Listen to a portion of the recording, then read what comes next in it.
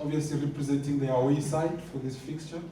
We've had NB La Masia coming earlier. Coach Klate was here. Coach, maybe in the interest of time, I will just shoot straight, just your opening remarks as we head into this fixture tomorrow evening in Dobson. Good afternoon. Is it afternoon? Yeah. Good afternoon, members of the media. Yeah, no, we're looking forward to it. It's an interesting team that we'll be playing against. Well coached. I think Klate, his technical team have done a very, very good job to put the team together, and of course to reach this stage of the competition means they've got something. So we know how difficult playing NFD teams can be, and that's why we've had to work very, very hard to profile the team. Unfortunately, there's quite a lot of the players that have played in the PSL, and also we could manage to get a couple of the games, and also attend one of their games last week against Tuks. So yeah, we're looking forward to it. It should be a very interesting encounter. Thank you, Coach. Let's take questions from the floor. Just by a show of hands, we've got a roving microphone there. Do we have any questions for the coach?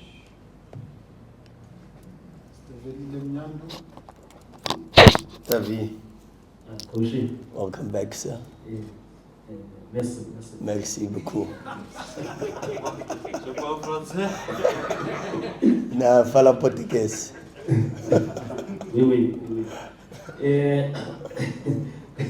Coach, you have Coach Patela, who's been in this division for some time, and fortunately, even last season when it was La Masia's first season, he was there and some good results against them as well.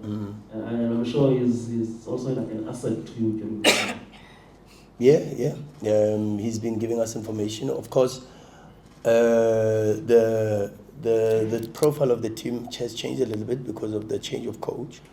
The style of play is completely different as opposed to last season. And the story of La Masia actually is quite interesting because it takes me back all the way to a team called Strokes in the Walter Sisulu Discovery Tournament, And we used to play with Black Poison against Strokes quite a bit, and that's where the birth of La Masia came from. And so to see the club where it is today and some of the players where they are, like Caden, for an example, is a boy that played for Black Poison and now he's playing in the NFT as a left back for La Masia. So it's an interesting team with some very, very good players. I mean, Roy Keane played for Stellenbosch. He's got that experience up front. I think you know him as Aventura, but Roy Keane, Aventura, very, very good player, fast, aggressive. They've got a very good team. Manzini in the midfield, very, very good. Bachis, the number 4 in the midfield, the captain, very good player. So yeah, very interesting for us to see. Johnson reminds me actually a lot of Dane Klate. He plays exactly like Dane Klate, and yeah, very interesting. Was very interesting. I enjoyed watching them. I ended up watching 4 games when I thought I'd only watch 3, and I'll probably watch one more today because they've just loaded one more game on my laptop, so I'll watch one more today. But I enjoyed watching their friendly against Sekhukhune. I enjoyed watching their last 3 games, JDR, where they drew 0-0. It was a very interesting game, and they were a bit unfortunate. Even the game against Tuks, where they lost 2-1, they were quite unfortunate. They created a lot of chances. But yeah, I've enjoyed watching their team, very well coached, a lot of energy, good organizational forms. So should be a very interesting game. Take the next question. Okay, let's go to Dalmain first, Mazola, and then Laurent. Coach, Dalmain from... How you, Dalmain? Good, my brother. With a match like this, and Sundowns being as insatiable as you guys are, in your quest to win everything, do we then see a Sundowns team that is much changed from the one on Saturday where you feel your strongest squad, or is this an opportunity for you to give some of the fringe players, I do not like to refer to them as fringe players, but the ones who aren't playing as regularly, a chance to get a run out against a team like La Masia? Yeah, look, we have to try to put the best team on the pitch, and we'll try to do that. There might be a couple of rotations, yes. There were a lot of rotations in the previous game too, so we'll rotate and see what we can get out, because we've also got a very, very difficult program coming up next. In the next couple of weeks, it's going to be quite hectic just before the FIFA break, and so we've got to try to make sure that everybody is prepared and ready, and we can go into our resources from a playing personnel perspective. But yeah, let's see. We've got a couple of issues also with injuries at the moment, but and also after the Paris game, we also got a couple of concerns. You know, it was a very, very difficult game from a physical perspective. So yeah, let's see what we can put together for tomorrow. Zola? Coach, facing a lower league team, does it force you to sort of have a broader perspective about the league in which La Masia play in? If I can ask, what is your opinion of the league, and obviously particularly a team that you now face? Could you mention watching 3, maybe 4 games of the team they are facing, but also they are playing obviously against other sides in that same competition? Yeah, well, look, I think it's always a strong league. I mean, we also what even a team like Dondol did last season, you know, in the very same competition. So you can't underestimate any of the teams, you know. Their game against Venda was interesting just before the end of the year. It was interesting, and I watched that. And the level was quite good, a very intense match, a lot of physicality, but also they hard running both sides. Their game against JDR also in Dobsonville was an interesting game to watch, and JDR are also a team that we play a lot of friendlies against and we get to see. So you know the quality that you get from there, and Taxa number 1 on the log, and I got an opportunity to watch that game last week, Monday, I think it was, if I'm not mistaken, at Dobsonville. So from the little that I've seen, and Davi, as he mentions, you know, even last season I was following the league because I was supporting Coach Temba a lot with regards to his matches and seeing his progress with All Stars. And he's also a great resource for me because he knows the players very well in the NFT. He's a football fundi, you know. He knows the players, he knows the names, he knows where they come from, and he knows he's got a lot of information that he's shared with me. So yeah, looking forward to it. I like the league, and it's an important league in every single country. Maybe in England you call it the Championship, in the Bundesliga is League 2, you know, or Bundesliga 2, or, you know, but it is what it is. Without these type of formats, it becomes very difficult for you to be able to give opportunities to the players that need that type of level before they can progress to professional football with the PSL team. So it's good to see, and it's good to see a lot. Like I say, even a player like Caden, you know, is a boy that I saw at 16 years old, and I think now he's 21, 22. And playing in the NFT, it makes me proud because he comes from a club like Black Poison, where, you know, we've produced from that type of setup so many players that have played. Even Siabonga Zulu, who plays for La Masia, played for Black Poison, you know. So yeah, it's interesting. It's an interesting team, and as I say, really I enjoyed watching their games, and I'm looking forward to the game tomorrow. Lorenz? Coach, Sure, Lorenz. previously that one of your biggest disadvantages is that you were never a professional footballer. Yeah.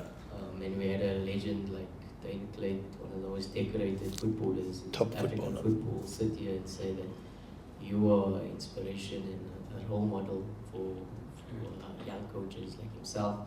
So how does it feel to know that you're inspiring a new generation of coaches after what you've been through to get where you are? Yeah, it's yeah. As I say, I mean, I look at the team when I watch La Masia play. I can already see the stamp of a coach, and they do quite a lot of very good things. And whether it's Virgil Fries in goals or is Du Plessis with the left foot is the same type of schemes in the build-up. And then inverted fullbacks. Whether I can say that I enjoy being, to be honest, I don't know whether I'm worthy of that. You know, I don't think that I can, at this point in time of my career, enjoy that type of responsibility. I think I've still got so much more to learn. And I think I've got so much more to go through still in my journey, and I can only receive the words from Dane, who was also probably one of the players I used to watch and admire quite a lot with his qualities, and I can only receive that with a lot of humility and hopefully. The work that we do and the support that I get from the rest of the people who also support me and encourage me and inspire me, that can also filter down to many young coaches, and I receive it with a lot of humility and gratitude. Thank you, Coach Karabo. Thank you, good afternoon, Coach. Good afternoon, sir. I think mine is also a bit of an extension from what my colleague Lorenzo said. We spoke to Coach Ellen Fries. He also said, he's seen your work ethic from a young age. Apparently, you guys worked together at Cosmos or Platinum Stars. The Silver Stars at the time, yeah. Absolutely. So he said, he's seen your trajectory, up, and he's never doubted your ability as a coach. Also, just a word of thanks to him. And how does that, make you feel, considering that, he's an elder statesman and one of the top coaches that we have in the country? No, for sure. I mean, Freezy has got a background of having played professional football too, and was a top football player. I didn't get to see him play, but I've been told a lot of amazing stories. Him and his brother Howard Fries. I got the privilege of working with Coach Allen at Silver Stars, where I started probably started my professional coaching journey. And at that time I was still studying, and I had to leave varsity at the time and come to training with the first team, and go back to varsity and come to the afternoon training sessions. And Coach Alan Fries used to pick me up from my house every single day, no fail, every morning on time, take me to training and drop me off late in the evenings every single day. I have learned so much from him. I don't even think I give him the credit that he deserves for the role he's played in my coaching career, because I learned a lot in those informal discussions on the way home or on the way to training. I got the opportunity to be his assistant coach also for the Bay Hill at under 19, in my first experience of Bay Hill before I went with the Sundowns team. And so huge plaudits to Coach Freezy, and amazing, really, honestly, amazing human being. Sometimes I sit and I laugh at some of the stories he used to share alone, and people think that's normal behavior because he's crazy. But sometimes I reminisce about those times, and I remember we went to Germany, in Oberndorf, and we played an under-19 competition there. And you will not believe that the technical team was myself, was Coach Alan Fries and Coach Kevin Johnson. And we went against Barcelona, and that Barcelona side had Sergio Roberto, had some of these top young players that I've still got the team sheet actually. Some of the top, and we met Jürgen Klopp at that competition because Borussia Dortmund were there for the very first time. And yeah, we drew 0-0 with that top Barcelona side, with our Platinum Stars side. It was a great result for us. A result we'll cherish for many, many, many years. Thank you, Coach. Kensi? Thanks, Matula. Afternoon, Coach. Afternoon, Kens. During the AFCON, I had all the time in the world to go and watch the DDC team. And I wasn't as familiar with the current team as I was with the previous ones. And I picked up from watching them like a lot of standard performances. Maligongwe, Kutlwano, there's a Caleb on the record against Pirates, Roger. Yeah. Are you tempted, Coach, to also Nando's been also phenomenal in the DDC. Are you tempted, like in games like this, to throw in one or two of those boys? Also, looking at the periphery of Sundowns supporters, expect like big score margins. I think that 24-0 has spoiled Sundowns supporters because every time they see a team that's not a PSL team, they expect to get a big scoreline in games like these. Is that something that you're thinking about? The scoreline? No, in terms of playing the DDC boys. In terms of throwing in the DDC boys, yeah. Yeah. If the kids are ready, then we will play them for sure. Every game gives its own opportunities for certain targets and objectives, and we have those. And of course, they feature predominantly in our friendlies. They feature a lot in our training sessions. We are also in constant communication with Coach Temba, so he works as one of the technical team members in the first team. Every morning he's part of it, and that was my road also. You know, I remember when I was coaching the under-19s at Silver Stars, I used to be an assistant to Coach Steve Kompela in the first team, and in the afternoons I would go to the youth, you know. So he's following a similar type of pathway, and he helps a lot with regards to being able. You've seen we've thrown a player like Gabi. We threw him in the Carling Black Label when we had a few problems up front, and we've got a few of those. And like you say, Kutlwano, there's a boy Sia that played a few of our friendlies, left centre back. Kutlwano has been good for our DDC team. Mali's got incredible potential. And so I'm just piggybanking on some of the players you've mentioned, but yeah, it's an opportunity, of course, but only if the platform is right, you know, and not to just throw them into the deep end and expect them to carry Mamelodi Sundowns is very, very difficult. It's even some seasoned professional players struggle with that responsibility. And so you've got to be patient for these type of situations, and when the time is right, for sure, you'll see a lot more. It's our responsibility. We've done it with Mabena last season a lot, and Tando, Sia. So yeah, when the time is right, for sure, we'll do that. The scoreline, I've got no comment on. No, that was just an example to say. Yeah, I don't think that's. Yeah, no. Okay, Mark. Coach, hi. How are you, Mark? Good, thanks. Good, Mr. Stradom.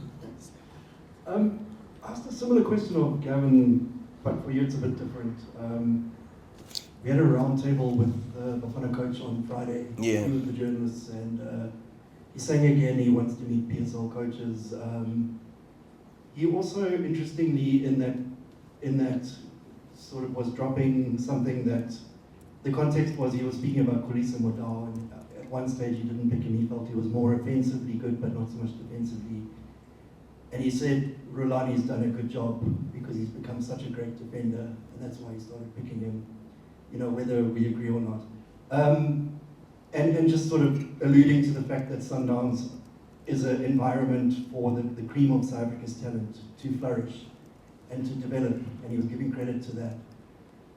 I know there were some strange statements that the coach made at one stage that came via the Belgian press before AFCON, but given Sundowns have played such a role in taking South African football forward, and now Bafana reciprocating with so many of your players with a bronze medal and lifting South African football a bit more. And I know there's been a little bit of a, I don't know if Cold War is the right, but between Sundowns and Bafana for some reason since Bruce has been there. I don't know what the latest, Gavin said he actually did have a meeting with him ahead of AFCON. I don't know what the latest status is. And would you be open to sort of burying the hatchet and now moving forward, given he's giving you credit as well for the job you're doing? And it seems important there's that synergy between the top club in the country and the Bafana coach. It seems necessary. Thanks. Yeah,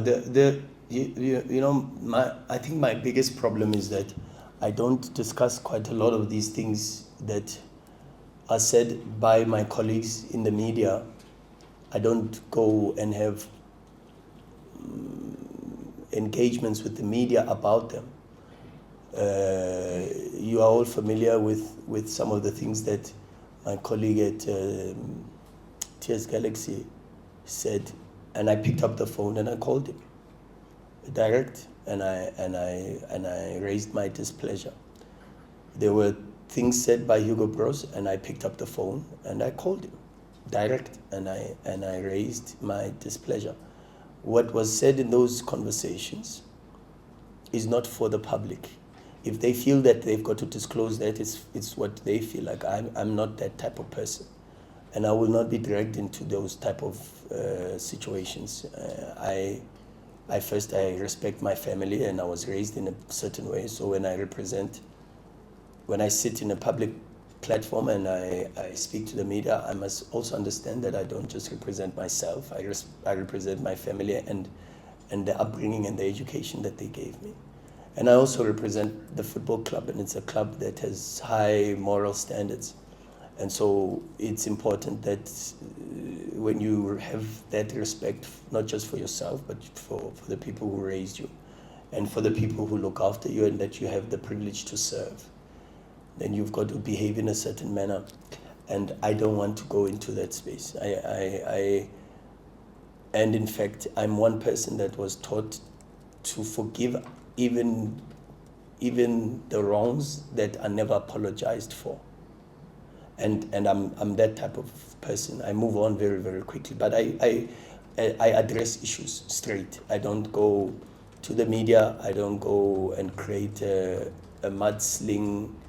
I pick up the phone and I address those things. And unfortunately, Coach Hugo Bros did apologize and explained what had happened. But for me, after that conversation we had on the phone before AFCON, for me it was done. All right, thank you. I'm gonna, if we have time, I'll come back to you, Mark. This is a Nedbank Cup press conference afterward. I saw a hand here. Kamu. Afternoon, Coach. How are you, Kamu? Good evening, Coach. Good, thank you. Coach, you always pride yourself about the kind of football that Mamelodi Sundowns is playing, as well as the players and also what you have achieved in the mandate. Now, Saturday, fine, you are not happy about how you played and everything like that, but I just want to find out now, what do you then do and say to the players in making sure that, you improve what you displayed on Saturday, making sure that, you have a great showing in tomorrow's game against La Masia. What do I say to the players? I say the truth. I tell them the truth. I always try to tell them the truth. If I can't tell them the truth and I feel it's too strong, then I keep quiet, because I try not to lie, and that's very important. So it's either the truth or I keep quiet, and they know that sometimes my silence actually speaks a little bit louder than the words. We've done a debrief. I've spoken to them. They know exactly where we are and how the level is. They know. they know the reaction, they know the responsibility, and also because there were so many things that were factors into that performance, you know. So it becomes very difficult to only put it to the players, you know, because as I said, even in the media, I said, I've got to look at myself also, you know, and that's where I always start. I start with myself. And as the coach, the responsibility of not just the results, but the performance lies on me, the coach, you know. So I think the players know my feelings, and now we move on. We have to prepare for a very, very important game against a very good team. Right, members, unfortunately, Domain, we don't have time. I saw your hand, but you had a first bite. Eh? So yeah, so I think we're going to have to end it here. Apple. We had promised to end this session at 4 o'clock. Thank you so much, everybody. Thank you. Thank you, sir. Safe travels.